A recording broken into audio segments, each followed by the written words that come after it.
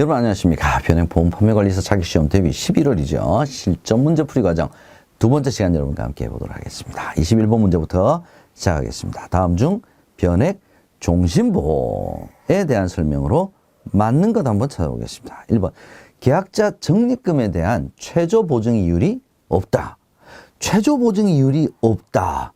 이 최저 보증이 없다라는 거하고 최저 보증 이율이 없다라는 건 다른 거죠. 그죠? 변액 보험은 최저 보증 이율이 어떤 상품도 존재하지 않습니다. 일단 1번이 맞는 정답이 되겠네요. 2번 보겠습니다. 펀드 운영 실적에 따라 해약 환급금은 매일 변하죠. 사망보험금은 매월, 해약 환급금은 매일이 맞죠. 3번 장애 지급률이 80% 이상 장애 상태가 되었을 경우에는 사망보험금 지급하고 계약이 소멸되지 않는 거죠. 납입 면제를 해준다. 이렇게 해야지 맞는 내용이죠. 4번 마이너스 변동보험금이 발생할 경우 사망보험금은 기본보험금보다 더 낮아질 수가 없습니다. 아무리 마이너스 보험금이 발생하였더라도 변액종신보험과 같은 보장성 변액보험인 경우에는 최저 사망보험금을 기본보험금으로 보증을 해주죠. 그래서 어떠한 경우에도 기본보험금은 확보가 되어 있다. 이렇게 볼 수가 있겠죠. 그래서 정답은 1번이 되겠습니다. 22번 보겠습니다. 다음 표의 괄호 안에 들어갈 용어를 순서대로 맞게 나열한 것은 변액종신보험의 변동보험금은 괄호와 해당 보험계약의 산출이율로 계산된 기본보험계약의 괄호와 차액, 즉 괄호를 가지고 계산된다. 자, 이게 시험 문제에 아주 자주 출제가 되는 문제 중에 하나다. 이렇게 보시면 될 것 같습니다. 얘는 여러분께서 잘 용어가 이해가 되지 않으시더라도 암기를 좀 하셔야 될 것 같아요. 자, 정답은 변액종신보험의 변동보험금은 실제 계약자 적립금과 해당 보험계약의 산출이율로 계산된 기본보험계약의 예정적립금과의 차익, 즉 초과적립금을 가지고 계산이 된다. 정답은 1번입니다. 이 초과적립금이 바로 실제 계약자 적립금과 예정적립금과의 차익, 이게 바로 우리가 초과적립금이라고 얘기를 하죠. 정답은 1번이 되겠습니다. 23번 보겠습니다. 다음 중 변액연금보험, 변액연금보험에 대한 설명으로 틀린 것 한번 찾아보겠습니다. 1번 연금 개시 후 재원을 변액연금형으로도 운영할 수가 있죠. 예, 특별계정에서 계속 운영할 수가 있습니다. 일반 계정에서 운영할 수 있고 누가 선택할 수 있을까요? 계약자가 선택할 수 있죠. 예, 1번은 맞는 내용입니다. 연금 개시 후 보장은 당연히 소멸이 되겠죠. 예, 제1보험기간의 사망 시 계약자 적립금 플러스 기본보험금을 지급하는 거지. 연금 개시가 되게 되면 이제 연금 재원이 남아 있는 거니까 얘도 맞다고 봐야 될 것 같습니다. 3번 변동보험금은 일시납보험 추가가입 방법으로 계산한다. 자, 변동보험금을 일시납보험 추가가입 방법으로 계산하는 상품은 변액연금이 아니죠. 뭡니까? 변액종신과 변액유니버셜 보장형이죠. 네. 보장성 변액보험의 변동보험금을 계산하는 방법이 일시납보험 추가가입 방법이 되겠습니다. 4번 연금 개시 전에 피보험자가 사망을 할 경우 제가 조금 전에 설명드렸죠. 사망보험금이 지급이 됩니다. 다시 한번 중요한 거니까 또 한번 반복하죠. 사망보험금 어떤 내용이었습니까? 기본보험금 플러스 특별계정에서 적립된 계약자 적립금을 더해서 지급을 한다. 이렇게 다시 한번 복습해 보겠습니다. 24번 문제 보죠.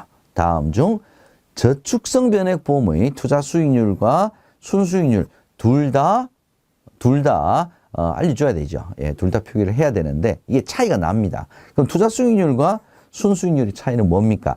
투자 수익률에서 뭘 빼요? 각종 비용들이라고 생각하시면 돼요.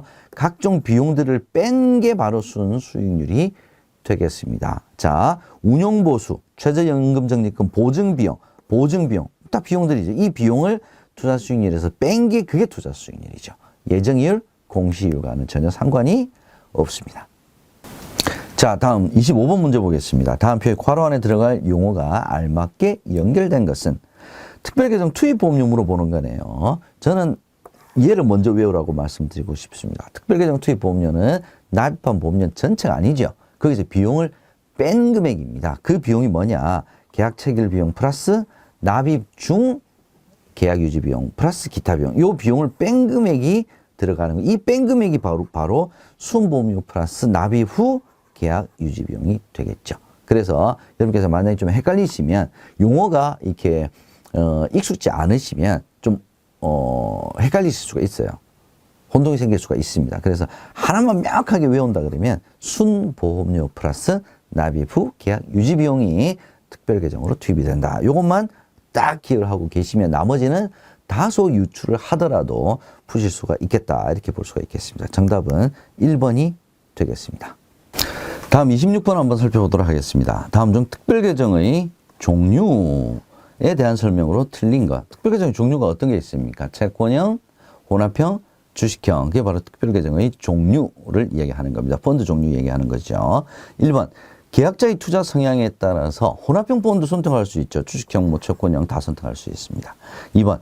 채권형 펀드는 30% 이하의 비율로 주식에 투자할 수 있다. 10%, 20%, 30%다 틀린 겁니다. 채권형 펀드는 주식에 단 1%, 단 한 주도 투자할 수가 없습니다. 정답은 일단 2번이 될 것 같고요. 3번, 4번은 어떤 내용인지 한번 살펴보죠. 채권형 펀드는 안정적인 수익을 추구하는 거죠. 그죠? 예, 유가증권, 안정적인 수익을 추구할 수 있는 유가증권, 대표적인 것이 채권이겠죠. 그 다음에 CD, RP 이런 거에도 투자를 할 수가 있습니다. 맞는 내용이고요. 4번, 인덱스 주식형 펀드는 펀드의 수익률이 목표 지수와 비슷하게 움직이도록 포트폴리오를 구성하여 운용하는 펀드이다. 이게 바로 인덱스죠.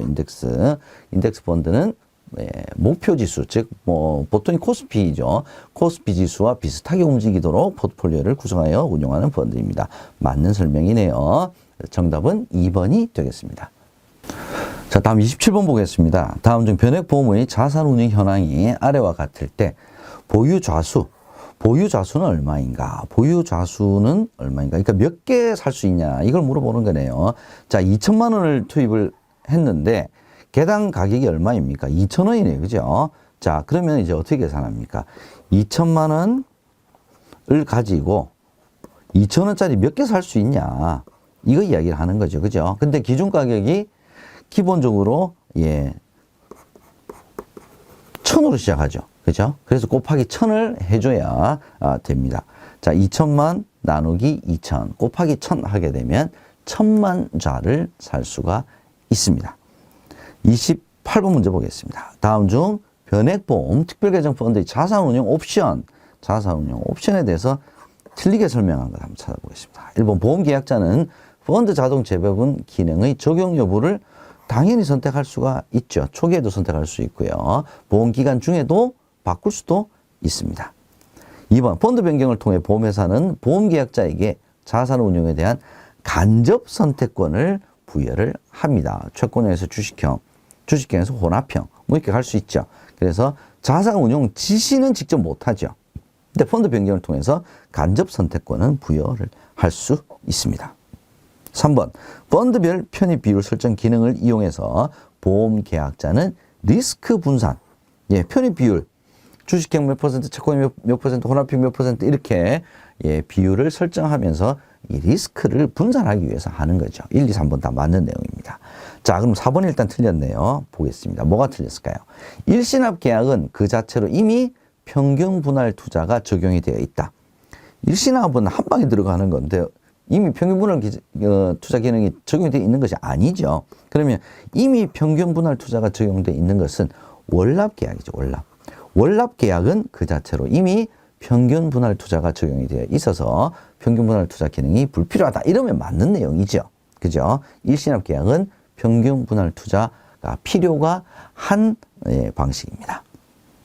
29번 보겠습니다. 다음 중 변액보험의 보험료 납입에 대한 설명으로 맞는 것 한번 찾아보겠습니다. 1번 추가납입 보험료는 매월 계약 해당 일에 특별계정으로 투입이 된다. 매월 계약 해당 일에 특별계정으로 투입되는 보험료는 추가납입 보험료가 아니라 선납보험료죠. 추가납입 보험료는 납입일 플러스 2영업일에 특별계정으로 투입이 됩니다. 2번 변액연금보험의 선납보험료는 할인하지 않고 보험료의 배수로 납입한다. 그죠? 저축성 변액보험의 선납보험료는 보험료의 배수로 납입한다. 얘가 맞는 내용이네요. 정답은 2번이 되겠습니다. 3번, 4번은 뭐가 틀렸을까요? 납입한 보험료는 특별계정 투입 전까지 일반 계정에서 운용이 됩니다. 그죠? 일반 계정에서 가지고 있다가 특별 계정 넘어가니까 특별 계정 투입이래. 그러면 그때는 특별 계정 투자 수익률로 계리가 되는 것이 아니죠. 적립되는 것이 아니죠. 평균 공시율로. 왜? 일반 계정이었으니까 평균 공시율로 적립이 됩니다. 4번. 변액연금보험의 선납보험료는 납입 즉시 특별 계정으로 투입되는 것이 아니라 아까 우리 1번 선납보험료 할 때 제가 말씀드렸죠. 매월 계약 해당 일에 특별 계정으로 투입이 됩니다. 정답은 2번이네요. 30번 문제 보겠습니다. 다음 중 변액 유니버셜 보험의 월대체 보험료에 포함되는 항목이 아닌 것은 보험료 납입을 하지 않더라도 월대체 보험료를 통해서 계약이 유지가 되는 거죠. 자, 그때 월대체 보험료의 내용에 포함이 되지 않는 것은 계약 체결 비용, 특약 보험료, 위험 보험료 다 계약이 유지되기 위해서는 필요한 비용이죠. 이걸 월대체 보험료로 차감을 합니다. 보험계약 대출이자는 전혀 상관이 없는 내용이 되겠습니다. 정답은 4번입니다. 다음 31번 보겠습니다. 변액보험의 중도 인출에 대한 설명으로 맞는 거 찾는 거네요. 자, 1번. 연금 지급 개시 후에는 중도 인출을 할 수 없다. 중도 인출할 수 있는 옵션이 있죠. 최저 종신, 인출을 할 수 있는 옵션이 있습니다. 그래서 중도 인출을 할 수 있다라고 해야 맞는 내용이고요. 2번. 해약 환급금 범위 내에서 중도 인출할 수 있다. 얘가 맞는 내용이네요. 정답은 2번이 되겠습니다. 3번은 뭐가 틀렸을까요? 중도 인출 시에 보험회사는 수수료 부과할 수 있죠. 뭐 면제시켜주는 경우는 있긴 하지만 소정의 수수료를 부과한다라고 해야 맞는 내용입니다. 4번. 중도 인출은 변액 종신보험만 가능하다. 중도 인출은 원래 변액 유니버셜 보험이 가장 대표적인 거죠. 그죠? 그래서 변액연금과 변액 유니버셜 보험과 같은 저축성 변액 보험에서 중도 인출을 허용한다. 이렇게 여러분께서 기억을 해두고 있으시면 될 것 같습니다. 32번 문제 보겠습니다. 다음 표에서 변액종신보험의 보험금 청구일자, 보험금 청구일자 기준의 사망보험금은 얼마인가? 자, 그러면 청구일자가 언제인지 보면 되겠네요. 2022년 5월 10일에 변동보험금이 얼마입니까? 2,900만 원이에요. 그죠? 그러면 사망보험금은 1억 원 플러스 청구 시점의 변동보험금이니까 1억 원 플러스 2,900만 원. 1억 2,900만 원. 정답은 1번이네요. 되게 문제 복잡한 것 같지만 쉬운 문제네요. 33번 보겠습니다. 변액보험의 해지 및 부활에 대한 설명으로 맞는 거 찾아보겠습니다. 1번. 월대체 보험료로 펀드 운용 보수를 차감할 수 없을 때, 자, 월대체 보험료로 비용을 이제 차감할 수 없게 되면 먼저 그때부터 납입 최고 기간을 적용을 해야죠. 즉시 해지된다. 어떤 경우도 즉시 해지되는 경우는 없다. 이렇게 보시면 될 것 같습니다. 2번. 부활을 청약한 날까지의 연체 보험료, 그 다음에 평균 공시율 플러스 1% 범위 내에서 보험회사가 정한 이율로 계산한 금액을 더해서 납입을 해야 한다. 그래야 부활이 되는 거죠. 2번이 일단 맞는 내용이네요. 3번. 부활 시 해지된 기간 동안의 적립금에 대해 특별계정 투자 수익률을 적용할 수가 없죠. 왜? 해지가 되게 되면 계약자 적립금이 특별계정에서 운영하던 계약자 적립금을 일반 계정으로 옮기잖아요. 그렇죠? 그래서 평균 공시율이 적용이 되겠죠. 4번. 부활 시 별도의 계약 심사를 신계약과 동일하게 거친다라고 해야 맞는 내용이 되겠습니다. 정답은 2번이 되겠습니다. 34번. 폐지. 펀드 폐지할 수 있죠. 틀린 것 한번 찾아보겠습니다. 1번. 특별계정 펀드의 운용 대상이 소멸했다. 폐지 사유에 해당이 되죠. 2번.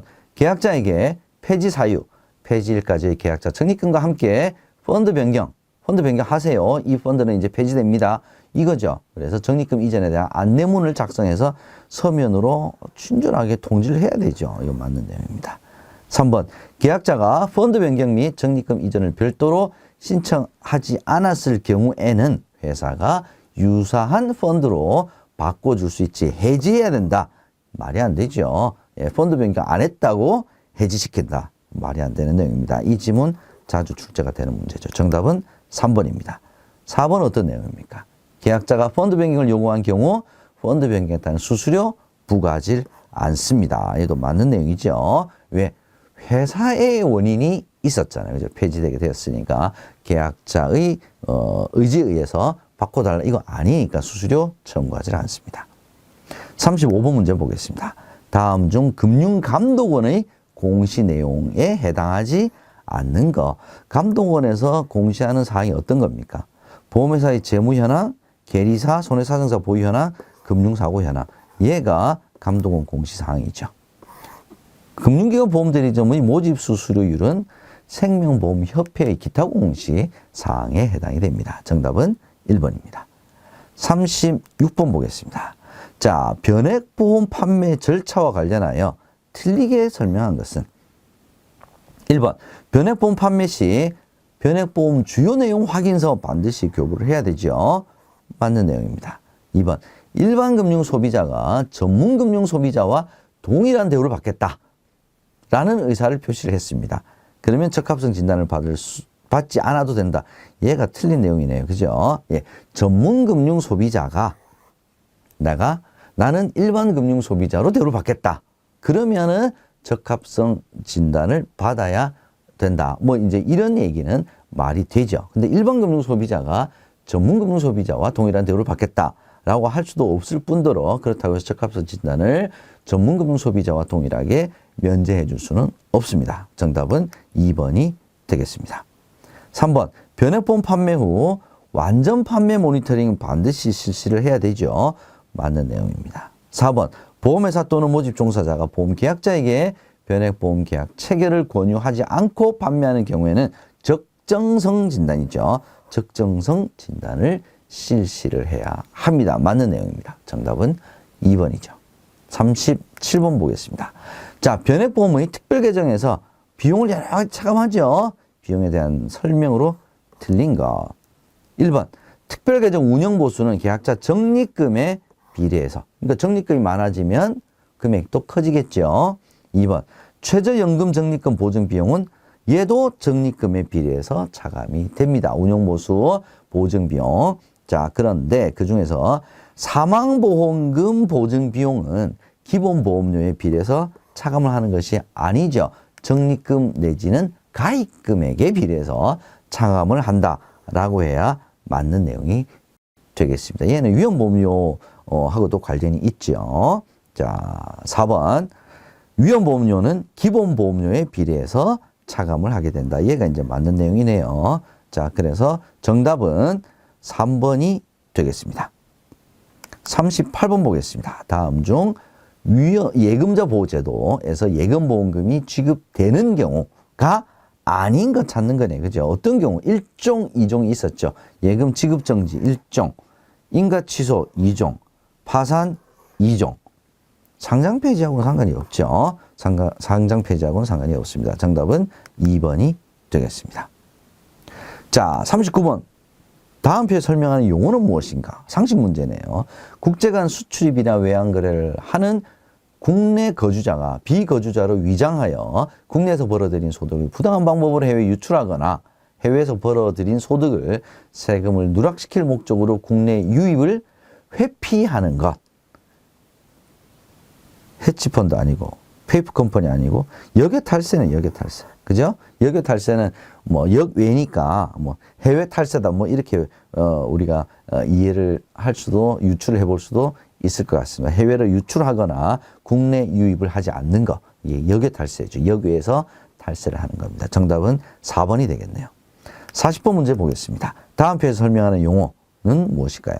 경쟁에서 이겼지만 승리를 이끌어내기까지 과도한 비용을 지출하여 오히려 위험에 빠지거나 후유증을 겪게 되는 상황.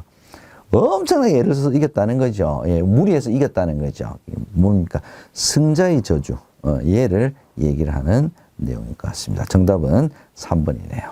자, 이렇게 해서 11월 변액보험 우리 실전 문제풀이 과정 여러분과 함께 해봤습니다. 변액은 뭐 다소 이렇게 새로운 문제들이 출제가 되는 경우도 있지만 과거에 나왔던 유사한 문제들이 지문으로 서로 바뀌어서 조금씩 이렇게 나오는 경우가 더 많기 때문에 여러분들 문제풀이를 굉장히 많이 해보시기를 권유를 드리면서 오늘 강의 마치도록 하겠습니다. 여러분 수고하셨습니다.